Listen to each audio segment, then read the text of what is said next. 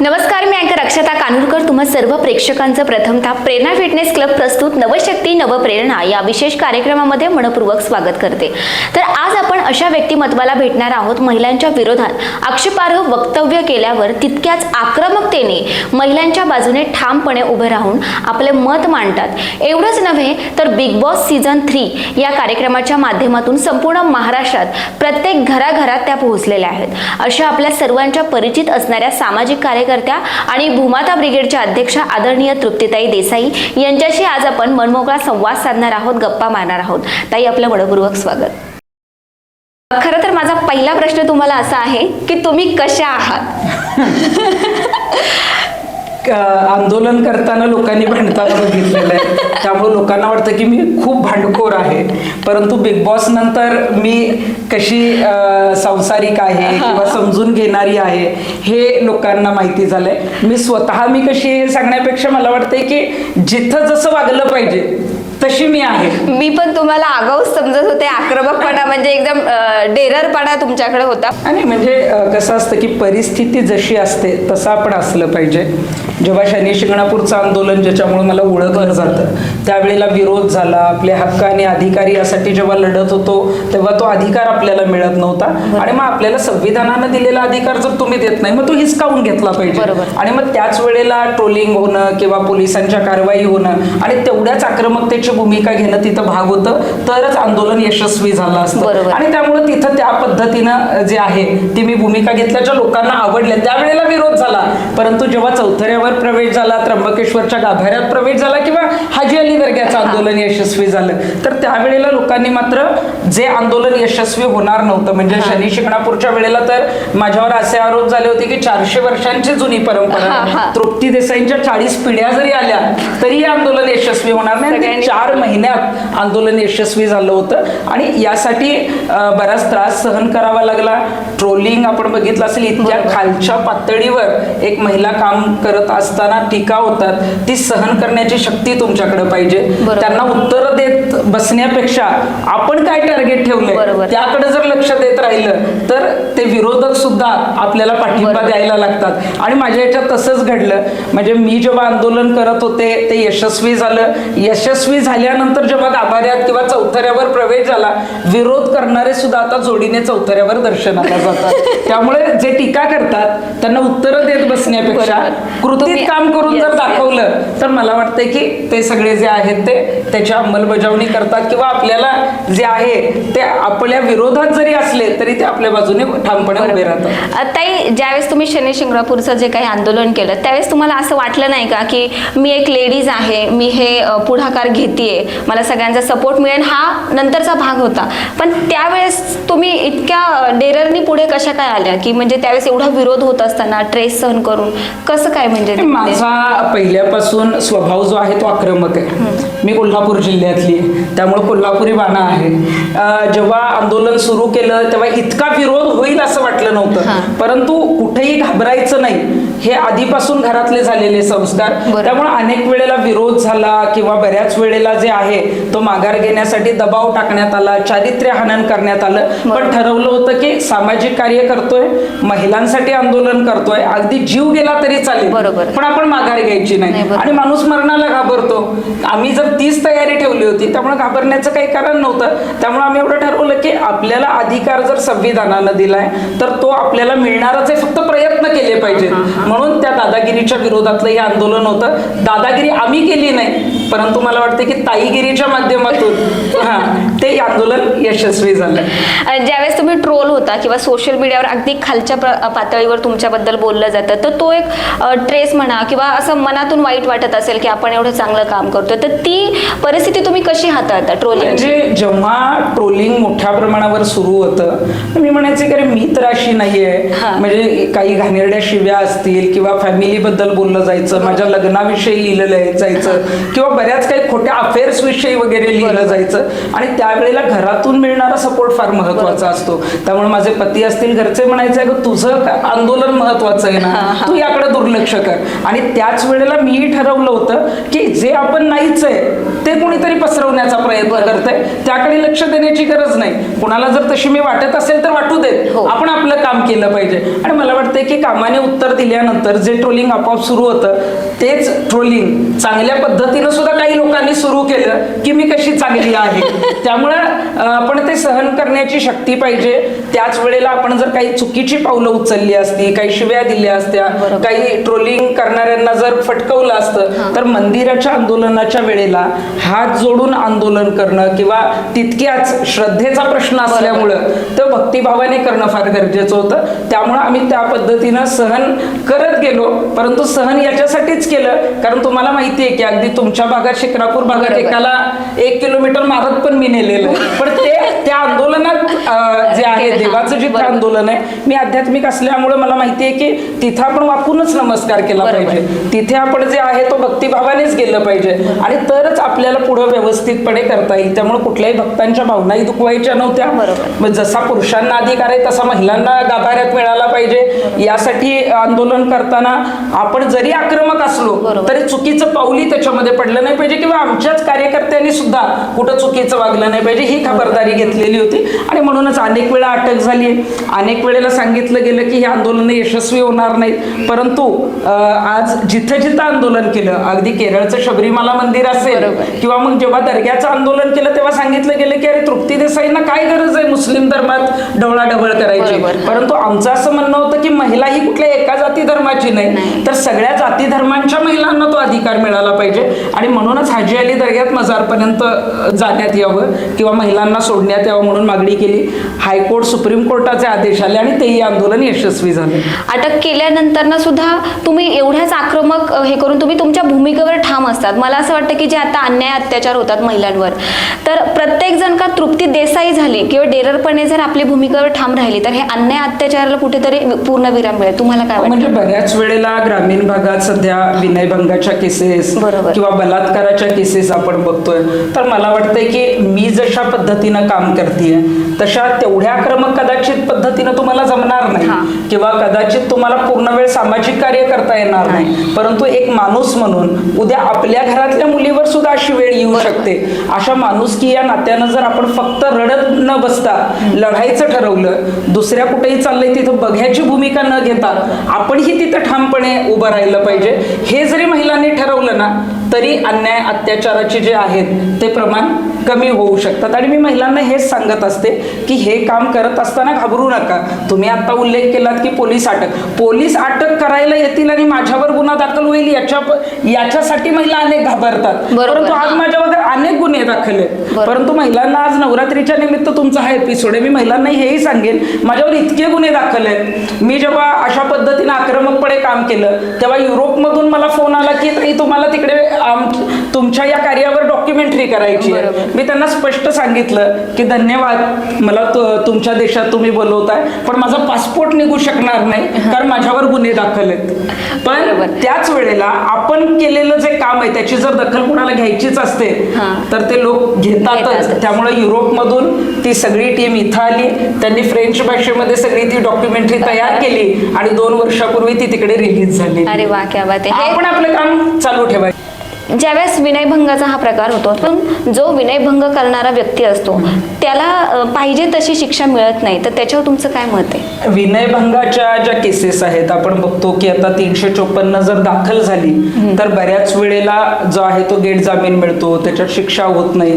परंतु सध्या असंही झालंय की अनेक खोट्या केसेसही दाखल होतात. त्याच्यामुळे हे प्रमाण जे आहे किंवा त्या कलमांमध्ये काही बदल करण्यात आलेत. पण खरोखरच जिथं या घटना होतात तिथं त्या मुलाला त्या आरोपीला शिक्षा होणं गरजेचं आहे जेणेकरून त्यांच्यावर तो धाक बसला पाहिजे. परंतु तो सध्या बसताना दिसत नाही आणि म्हणूनच मला वाटते की हे जे काही कलम आहेत त्याच्यात सुधारणा करून ते कडक करणं सुद्धा गरजेचं आहे. बऱ्याच ठिकाणी की त्याला फाशी द्या, त्याला सुळावर चढवा अशा प्रकारचे आंदोलनं करून देखील न्याय मिळत नाहीये. त्याच्यावर तुमचं काय मत आहे? कोर्टाची जी प्रोसिजर आपल्या देशात आहे ती संथ गती नाही. म्हणजे मी तुम्हाला कोपर्डीचंच उदाहरण देईन. जेव्हा 2016 आला, आम्ही शनी शिंगणापूरचं आंदोलन सुरू केलं किंवा यशस्वी झालं, त्याच्यानंतर 2 महिन्यांनीच ती घटना नगर जिल्ह्यामध्ये घडलेली होती. ती झाल्या आम्ही कोपर्डीमध्ये पोहोचलो होतो आणि त्यानंतर तर मराठा समाजाचे लाखोनी मोर्चे म्हणजे करोडो लोक रस्त्यावर उतरले.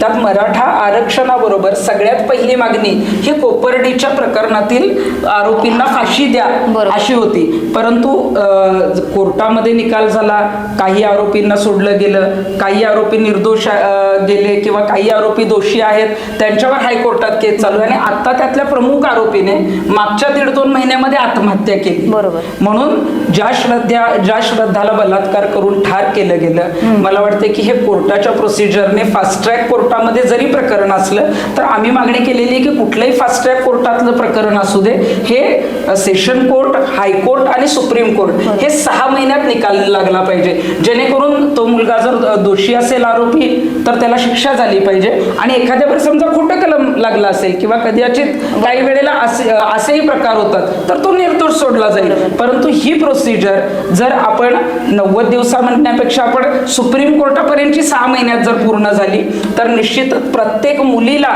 जो आहे तो न्याय मिळेल. आणि अशा पद्धतीनं शिक्षा जर 6 महिन्याच्या आत व्हायला लागल्या तर असं क्रूर कृत्य करण्याची कोणी हिंमत करणार नाही. तो म्हणजे मनोज जरांगे पाटील यांनी उपोषण केलं आणि उपोषणानंतर 30 दिवसांचा अल्टिमेटम दिला होता. त्यानंतर 30 दिवस काल कंप्लीट झाले. काल एवढे 100 एकरमध्ये सभा झाली, 80 एकरमध्ये पार्किंगची व्यवस्था केली होती. तुम्हाला काय वाटतं आता सरकार काय निर्णय घेईल? आरक्षण मिळेल मराठ्यांना? मराठा समाजाला खरं तर जे गुणवत्तेवर आधारित आणि जे गरीब जी मुलं आहेत तर त्यांना आरक्षण मिळणं गरजेचं आहे. सरसकट मराठ्यांना मिळावं अशी बऱ्याच कमी प्रमाणात मागणी होते. मनोज जरांगेंनी 17 दिवस उपोषण केलं. मी 9व्या दिवशी तिथं गेलेले होते आणि प्रामाणिक कार्यकर्ते आहेत, खूप चांगल्या पद्धतीनं लोकांनी त्यांच्यावर विश्वास ठेवला.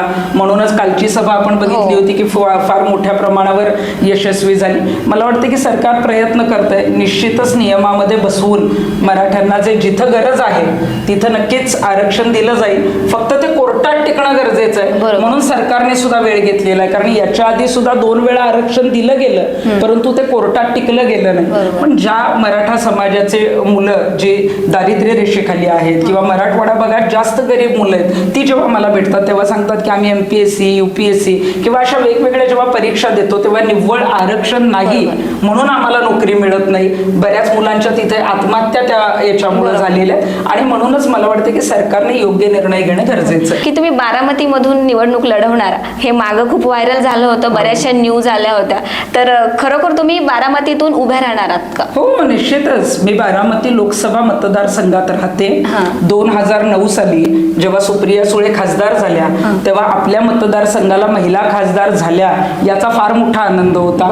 2014 साली असं वाटलं की कदाचित काही कामं राहिली असतील म्हणून सुप्रियाताई कदाचित पुन्हा थांबल्या असतील, त्यामुळं त्यांना लोकांनी निवडून दिलं. 2019 साली त्या परत थांबल्या, त्यामुळे वाटलं की ठीक आहे, कदाचित पवारांचा मतदारसंघ म्हणून ओळखला जातो त्यामुळे त्यांना उभं केलं. पण आता आमची अशी अपेक्षा होती की 2024 साली त्यांचे कार्यकर्ते जे काही 15 वर्ष त्यांच्या मागे मतदारसंघातले काम करतायत त्यांना तरी उमेदवारी मिळेल. पण त्यांना सतरंजी उचलायलाच त्यांनी ठेवलं, स्वतःच त्यांना लढायचं आहे. त्यामुळे मला वाटते की या घराणेशाही विरुद्धची जी काही लढाई आहे किंवा आपण म्हणतो की जे हे हुकुमशाही पद्धतीनं जे काही चाललेलं आहे त्याच्या विरोधात सर्वसामान्यांची मुलगी म्हणून मला तिथं उभं राहायचं. आणि बारामती लोकसभा मतदारसंघात सुप्रिया सुळेंना विरोधात महिला आक्रमक चेहरा कोणीच नाहीये किंवा दिला जातो तो असाच कोणीतरी उभा केला जातो. जेव्हा चळवळीतले महादेवजी जानकर उभे होते तेव्हा खूप चांगल्या पद्धतीनं मतं त्यांनी घेतलेली होती.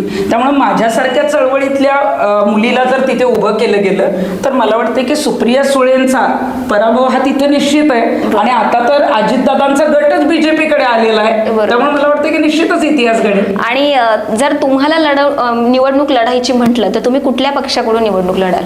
सुप्रिया सुळे जर महाविकास आघाडीच्या उमेदवार असतील तर निश्चितच मला भाजपकडून जी आहे ती निवडणूक लढायला आवडेल. तुम्हाला तिकीट मिळणार आहे असं खात्री आहे?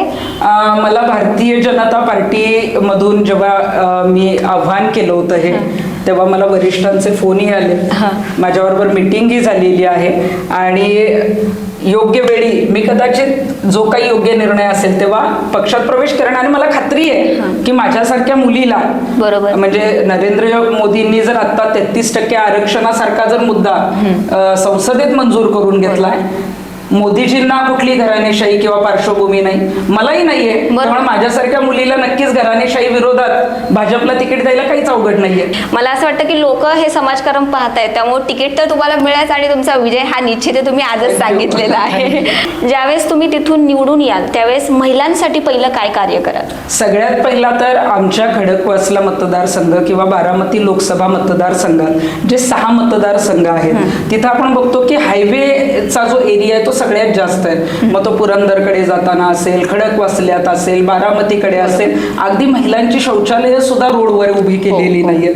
अनेक देवस्थानं जिथं आहेत तिथं महिलांसाठी जे आहेत ती सोय केलेली नाही. हिरकणी कक्ष अनेक ठिकाणी केले गेले नाहीयेत. महिलांच्या पाण्याचा प्रश्न ग्रामीण भागात आमच्या बारामती लोकसभेमध्ये अजूनही आहे. म्हणजे बारामतीचा भाग तालुक्याचा जर सोडला तर मोरगाव हा तिथून साधारण एक 8 किलोमीटरचा पट्टा आहे, तिथे अजूनही पाणी लोकांना प्यायला सुद्धा मिळत नाही. तर मला वाटते की माझ्या महिलेच्या डोक्यावर जो हंडा ब्रिटिशांच्या आधीच्या काळापासून आहे तो जर आतापर्यंत सोडवला गेला नसेल तर ती माझी जबाबदारी आहे. त्यामुळे आमच्या महिलांना सबल करणं, तिथं महिलांच्या बाबतीत ज्या ज्या सुखसोयी आहेत किंवा त्यांना जे जे काही करता येईल, मग तिथल्या महिला सशक्त करणं असेल, जे बेरोजगार आहेत त्यांना रोजगारी देणं असेल, किंवा अनेक प्रश्न आहेत, स्त्री भ्रूण हत्येचा अनेक ठिकाणी प्रश्न आहे, त्याची जनजागृती करणं, हे सगळं काम आणि फक्त महिलांसाठीच नाही, मला युवकांसाठी खूप चांगलं काम करायचंय.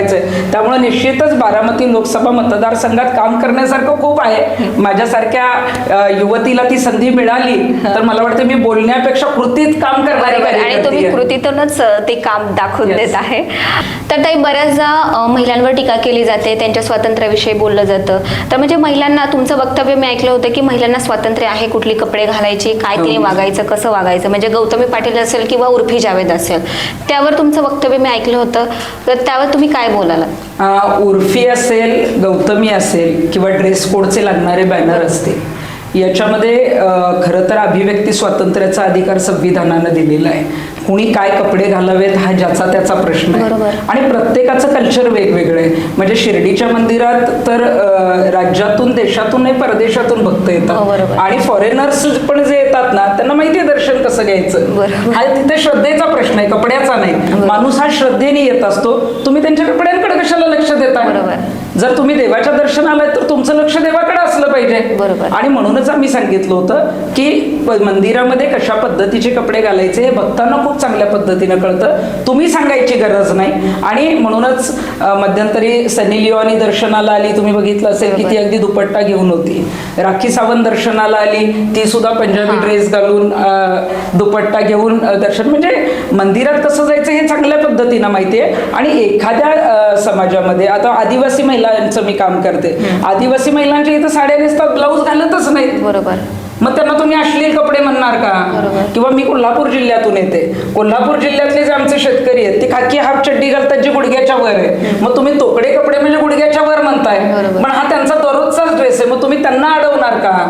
हे आम्ही त्याच्यामध्ये, किंवा ज्या मुली शॉर्ट स्कर्ट घालतात किंवा काय, त्यांचा समजा आता गोव्यातली महिला एखादी आली तर ती मॅक्सीच घालते. बरोबर. त्यामुळे तुम्ही ती जबरदस्ती करू नका. आणि कुठेही कोणी अश्लीलता, मुद्दाम तिथे मंदिराचं काही पावित्र्य भंग व्हावं हे अशा पद्धतीनं कोणी करत नाही. आणि म्हणूनच कोणी कपडे काय घालावेत हा ज्याचा तऱ्हेचा प्रश्न आहे, त्याच्यावर तुम्ही बंधनं आणू नयेत, जेणेकरून संविधानानं दिलेल्या अधिकाराचा भंग होऊ शकतो. म्हणून आम्ही ते आंदोलन केलं होतं. आणि बघितलं असेल की शिर्डीतले बोर्ड शेवटी त्यांना काढायला लागले. उर्फीच्या बाबतीत जेव्हा प्रश्न आला तेव्हा उर्फीच्या बाबतीत कुठेतरी उर्फीला टार्गेट केलं तर भाजप मला चांगलं पद देईल. बरोबर. उर्फीला टार्गेट केलं की मी भारतीय जनता पार्टीच्या त्यांच्या जवळ जाऊन मला अजून चांगलं काम करता येईल, अशा पद्धतीने एखाद्या महिला नेत्याने काम करणं हे पूर्णपणे चुकीचं आहे. मला वाटतं तुम्ही जर महिला आयोगावर काम केलेलं आहे, तुम्ही महिलांच्या बाबतीत जेव्हा काम करता तेव्हा महिलांचं काही चुकत असेल तर निश्चितच ते प्रश्न मांडा. परंतु आपण सगळे जे आहेत ते ड्रेस, आपण फॉरेनला गेल्यावर आपण त्या पद्धतीनं राहायचं आणि उर्फीवर टीका करायची. मला वाटतं की उर्फी असेल किंवा गौतमी पाटीलवर मध्ये बोललं गेलं, गौतमी पाटीलला एखादी चूक झाली ती कळाली, तिने नंतर ते बंद केलेलं होतं, तरी सुद्धा तुम्ही ती बहुजनाची मुलगी आहे म्हणून जर टीका करत असाल तर गौतमी सारख्या मुलीच्या मागे किंवा उर्फीवर जर मुद्दाम कपड्यांवरून जर तुम्ही मुद्दाम टीका करत असाल तुमच्या राजकीय भवितव्यासाठी, तर आम्ही महिलांसाठी काम करतो. उर्फी गौतमीच्या मागे आम्ही खंबीरपणे उभे राहिलो. बऱ्याच ठिकाणी मंदिराच्या आतमध्ये यायचं असेल तर बोर्ड लागायचे की संपूर्ण कपडे परिधान करा आणि मगच दर्शन घ्यायला आतमध्ये या, तर त्याच्यावर काय मत आहे? हे बघा, मंदिराच्या गाभाऱ्यात जाताना त्यांचं म्हणणं असतं की संपूर्ण जे आहेत ते भारतीय वस्त्र परिधान केले पाहिजेत किंवा अंग भरून कपडे घातले पाहिजेत. ठीक आहे, मग पुजारी अर्धनग्न का असतात? बरोबर, पुजाऱ्यांनाही पूर्ण कपडे घाला. बरोबर. देवीला आता तर नवरात्र सुरू आहे. बरोबर. मी आता सुद्धा म्हणजे अगदी 3.5 शक्तीपीठाला भरपूर गर्दी असते. 3.5 शक्तीपीठापैकी किती पीठावर महिला अध्यक्ष नेमल्या गेल्या आहेत? बरोबर. कित्येक ठिकाणी 3.5 शक्तीपीठ असतील किंवा छोटे छोटे देवीची मंदिरं असतील, कित्येक ठिकाणी देवीची साडी ही अजूनही पुरुषच बदलतो. बरोबर. म्हणजे अजूनही महिलांना अधिकार द्यायचा आहे हे फक्त राजकारणी व्यासपीठावर सांगतात. बरोबर. आणि कृतीत मात्र काहीच केलं जात नाही. आणि म्हणून मला वाटतंय की महिलांना तुम्ही ट्रस्टमध्ये आम्ही मध्यंतरी सांगितलंय किंवा मोठमोठ्या ट्रस्टवर, आता शिर्डी असेल, दगडूशेठचं मंदिर असेल, शनी शिंगणापूर, 50% द्या ना तुम्ही महिलांना ट्रस्टी करा, परंतु हे ऐकलं जात नाही किंवा थोड्या प्रमाणात केलं जातं. पण मला वाटतं की महिलांना जर संधी तशा पद्धतीनं मिळाली तर भ्रष्टाचार बराच मोठ्या प्रमाणावर जो होतोय तो थांबू शकतो. फेमस होण्यासाठी बरेचसे राजकीय लोक हे समाज सुधारकांवर टीका करतात आणि मग टीका केल्यानंतर सगळेच पेटून उठतात. मग ते फेमस होण्याचं ते एक कारणच झालेलं आहे. फेमस व्हायचं असेल तर समाज सुधारकांवर टीका करा. त्याच्यावर तुमचं काय मत आहे? मला वाटतं की तुम्हाला प्रसिद्धी जर मिळवायचीच असेल तर तुम्ही चांगलं काम करा, आपोआप प्रसिद्धी मिळेल. परंतु एखादं कोणीतरी चांगलं काम करतंय, पुढे जातंय आणि आपल्याला कोणी विचारतच नाही म्हणून कोणावर तरी टीका करायची आणि आपण प्रसिद्धीला यायचं, तर मला वाटतं की ही प्रसिद्धी तात्पुरती मिळते पण ती कायमस्वरूपी टिकत नाही. त्यामुळे अशा पद्धतीचं कोणी करत असेल तर करू नये. एकदा झालं, एक फेमस झालं, परत दुसऱ्या समाज सुधारकांवर टीका करतो, हे आपण सर्वांनी ऐकलेलं आहे किंवा सगळ्या न्यूजवर वगैरे आपण सगळ्यांनी पाहिजे. मी कोणाचं नाव घेत नाही, पण या गोष्टी कुठेतरी थांबल्या पाहिजे. बघा, आपण जेव्हा एखाद्या विशिष्ट पदावर असतो, आपण जेव्हा एखाद्या किंवा आपले फॅन फॉलोईंग असतात, आपल्याला मानणारी लोक असतात, तेव्हा जरी एखाद्याची दुश्मनी असेल, एखाद्याचे विचार आपल्याला पटत नसतील तर तुम्ही टीका करताना भान बाळगलं पाहिजे. तुम्ही जेव्हा बोलत असता तेव्हा लोक फॉलो करत असतात, ते शेअर करत असतात. त्यामुळे तुमची भाषा आणि तुमची बोलण्याची पद्धत जशी आहे त्यानुसार तुम्ही तिथे लोकांमध्ये जाता. आणि मला वाटतंय की हे आता मी सध्या बघतेय काही राजकीय आणि सामाजिक असं जे काही युद्ध सुरू आहे ना, तर मला वाटते की तुम्ही स्वतःची जे म्हणजे मला स्पष्ट भाषेतच म्हणायचंय की आपण काय आहोत ही लायकीच तर बोलून दाखवू नका. तुम्ही ज्या पदावर आहात त्या पदाला न्याय देण्याचं काम करा. काही गोष्टी तुम्हाला जमत नसतील ना, टीका करा, परंतु ज्या पद्धतीचे घाणेरडे शब्द वापरले जाते ते तुमच्या पदाला शोभत नाहीत. त्यामुळे मला वाटतं की पुढे मग राजकीय जी काही प्रगती आहे ती अधोगतीत उतरू शकते.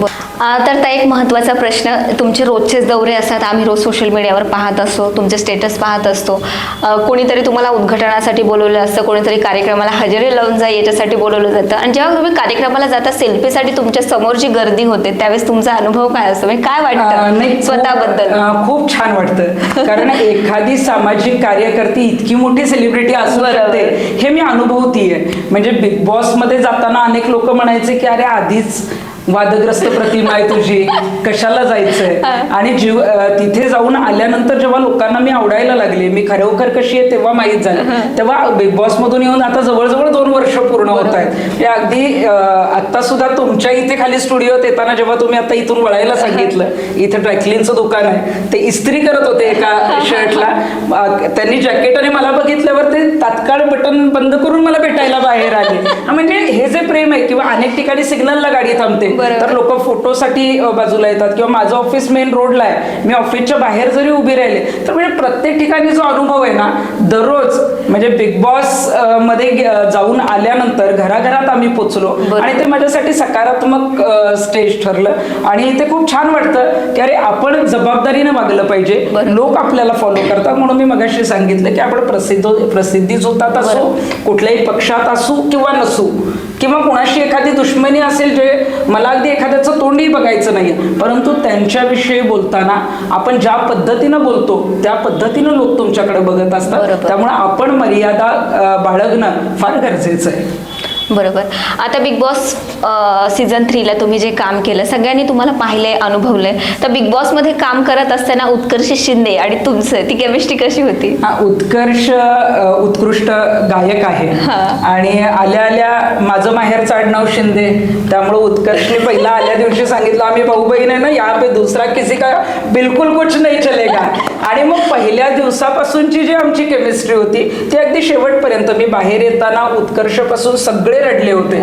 आणि काही एखादी गोष्ट चुकली किंवा काही येत नसेल, अगदी कणिक मळायला सुद्धा मुलांना लागायची किंवा अनेक कामं, तर आणि किंवा कुठं काही चुकत असेल, खूपच भांडणं झाली तर ते म्हणायचे ताईंना सांगेन ना मी, किंवा ताई तुम्ही या.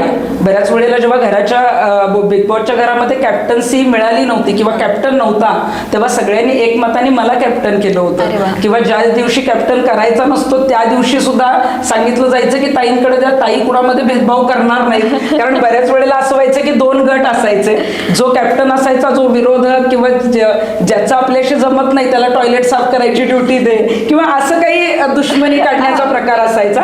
आणि त्यामुळे सगळ्यांशी माझे चांगले संबंध होते, आहेत. परंतु उत्कर्षचं आणि माझं जे नातं आहे ते तेव्हाही तितकं छान होतं, आत्ताही तितकं छान आहे.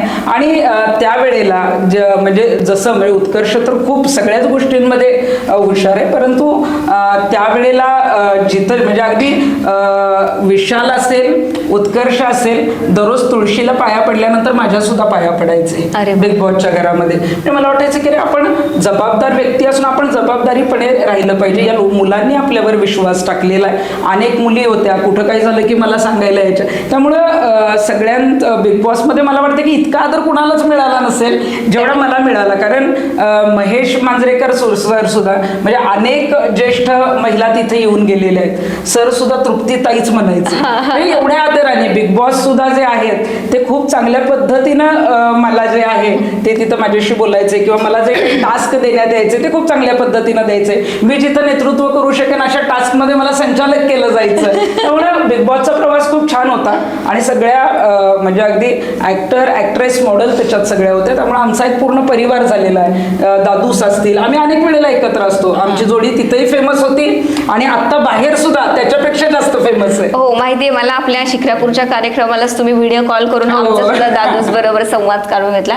खरं तर आपली ओळख ही उत्कर्ष दादामुळेच झाली आणि त्याने मला फोनवर पहिलाच सांगितलं होतं तृप्तीताईला तू फोन कर, पण तिचं बिझी एवढं शेड्यूल असतं की तिला वेळ मिळतोय की नाही ते पहिलं बघ. पण जर तू तिला फोन केला असतं ती तुला नाही म्हणणार नाही. आणि खरंच जसं तो म्हणाला त्यावेळी तुम्हाला फोन केला, मला पहिल्याच शब्दात त्यावेळेला त्यांनी फोन करूनही सांगितलं होतं की अक्षताचे कार्यक्रम चांगले असतात आणि जायचं. आणि माझं असं आहे की आमच्या बिग बॉसच्या परिवारातल्या कोणीही काही सांगितलं तर निश्चितच जबाबदारीनं जिथं वेळ देता येईल तिथं मी देत असते. आणि त्यामुळे तुमची रॅली खूप छान झाली. तुम्ही खूप चांगला कार्यक्रम आयोजित केलेला होता. आणि माझं मी कार्यक्रमाला जी जाते म्हणजे एखाद्या नवीन महिला असतात, मुली असतात, त्या जर काही चांगला प्रयत्न करत असतील तर त्यांना प्रोत्साहन देण्याचं मी काम करत असते. त्यामुळे त्यावेळेलाही आले आणि आताही जेव्हा तुम्ही हा शो करताय तेव्हा मी म्हटलं की नाही, अक्षतासारखी मुलगी जर आपल्यासारख्या महिलांना घेऊन जर काही चांगलं काम करतेय, लोकांपर्यंत प्रत्येकीचा संघर्ष पोहोचवण्याचा प्रयत्न करते, तर आपण तिथं जाणं हे फार गरजेचं आहे. थँक्यू सो मच ताई, तुम्ही एवढं बोललात त्याने म्हणजे मला पण अजून प्रेरणा मिळते. रॅपिड फायरला आपण सुरुवात करतोय. तृप्ती देसाईंचा आवडता नेता कोण? शरद पवार, देवेंद्र फडणवीस, उद्धव ठाकरे, राज ठाकरे? देवेंद्र फडणवीस. 2024 ला पंतप्रधान म्हणून कोणाला पाहायला आवडेल? नरेंद्र मोदी, शरद पवार, राज ठाकरे, नितीन गडकरी? नितीन गडकरी. महिलांपैकी नेतृत्व आवडणारं व्यक्तिमत्व म्हणजे रुपाली चाकणकर, चित्रा वाघ, रुपाली पाटील, सुषमा अंधारे? पंकजा मुंडे. ओके. तृप्तीताई देसाई जर राजकारणात उतरल्या तर त्यांचा राजकीय पक्ष कोणता असेल आणि का? राष्ट्रीय पक्ष असेल. काँग्रेस आणि भाजप हे 2च राष्ट्रीय पक्ष त्यातलाच असेल. पण का? कारण राष्ट्रीय पक्ष जो आहे तो फार मोठ्या प्रमाणात असतो. अनेक छोटे पक्ष त्याला मिळत असतात. त्यामुळे छोट्या पक्षातून जाऊन तो एखाद्या राष्ट्रीय पक्षात मिळण्यापेक्षा आपण राष्ट्रीय पक्षात असले. एकाच टर्ममध्ये महाराष्ट्राला 3 मुख्यमंत्री मिळाले. पहिले देवेंद्र फडणवीस, दुसरे उद्धव ठाकरे आणि तिसरे एकनाथ शिंदे. या तिन्ही मुख्यमंत्र्यांपैकी तुम्हाला ताईंना आवडणारे मुख्यमंत्री कोण? मला असं वाटतं की राज्याला महिला मुख्यमंत्रीच असले पाहिजेत, परंतु एकनाथ शिंदे आवडतात यासाठी ते क्रांती करून मुख्यमंत्री झाले. अच्छा, बरं. तृप्ती देसाई यांना मराठी चित्रपटसृष्टीतील कोणत्या अभिनेत्रीचा अभिनय आणि स्वभाव आवडतो? प्राजक्ता माळी, सोनाली कुलकर्णी, अमृता खानविलकर, मृणाल कुलकर्णी. मृणाल कुलकर्णी. वा. मराठी चित्रपटसृष्टीतला आवडता चित्रपट कुठला? सुभेदार की दुनियादारी? दुनियादारी. नाही, दुनियादारी यासाठी की दुनियादारी याच्यामध्ये मैत्री दाखवली गेलेली आहे. वेगवेगळ्या स्वभावाचे लोक जरी वेगवेगळे असले तरी ते कसे एकत्र येऊ शकतात, त्यांच्या वाईट काळामध्ये कसे उपयोगी येतात, यासाठी मला निश्चितच दुनियादारी आवडेल. आणि सुभेदार हा चित्रपट तर ऐतिहासिक आहे, तर हा ऐतिहासिक सगळे चित्रपट आवडतात. तृप्ती देसाईंचे यांचे आयडॉल कोण आहेत? छत्रपती शिवाजी महाराज, डॉक्टर बाबासाहेब आंबेडकर, महात्मा गांधी. मी गांधीगिरी मार्गाने आंदोलनं केली आहेत, महाराजांच्या गनिमी काव्यांनीही केलेली आहेत, बाबासाहेबांच्या संविधानामुळे माझं आंदोलन यशस्वी झालेलं आहे. त्याच्यावर डॉक्टर बाबासाहेब आंबेडकर. तर ताई, तुम्ही वेळात वेळ काढून आमच्या स्टुडिओला भेट दिली आणि आपण हा जो काही मनमोकळा संवाद साधला त्याबद्दल तुमचं मनापासून धन्यवाद.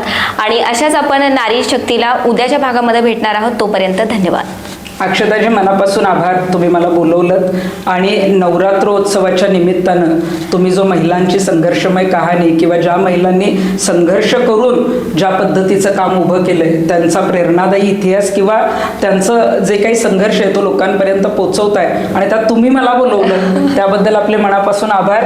आणि आपल्या फाउंडेशनला, आपल्या या चॅनलला मनापासून शुभेच्छा. थँक्यू सो मच ताई, तुम्ही वेळात वेळ काढून या ठिकाणी आलात. खरंच आत्मिक Thank you. समाधान मिळालं. आणि माझ्या एका फोनवर तुम्ही इथे आलात की अक्षता, मला म्हणजे फक्त आश्वासन नाही दिला की मी रविवारी येते, मी नक्की येईल, हाच विश्वास माझ्यामध्ये तुम्ही आज आलात. Thank you so much. व्हिडिओ आवडल्यास लाईक करा, शेअर करा, चॅनलला सबस्क्राईब करा आणि हो, बेल आयकॉनवर क्लिक करा.